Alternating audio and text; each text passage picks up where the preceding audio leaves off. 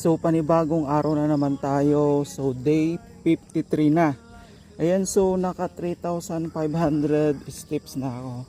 Nag-start ako mga 5:10 AM in the morning. Ayan, so ang oras na is nasa 5:41. Ganito na lang talaga ang araw-araw na daily routine na ginagawa ko. Ano lang, walking na lang talaga. Napakasimple lang para naman sa ating kalusugan. At ang daming benefits talaga nito.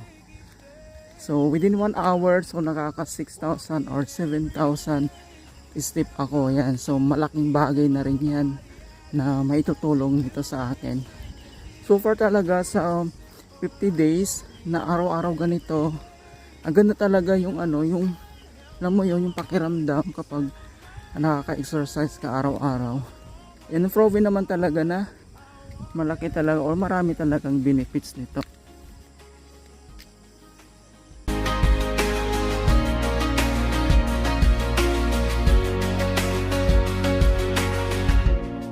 Through the park or down the street, steady rhythm with my feet.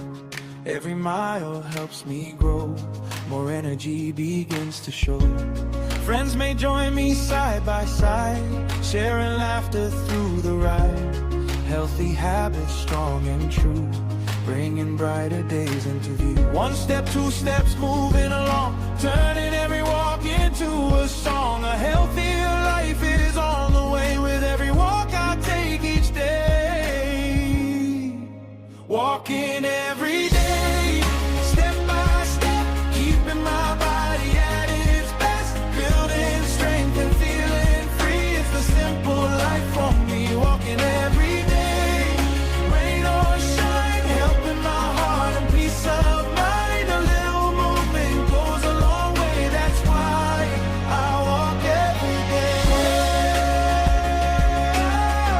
Ayan, so naka 6,500 step na ako.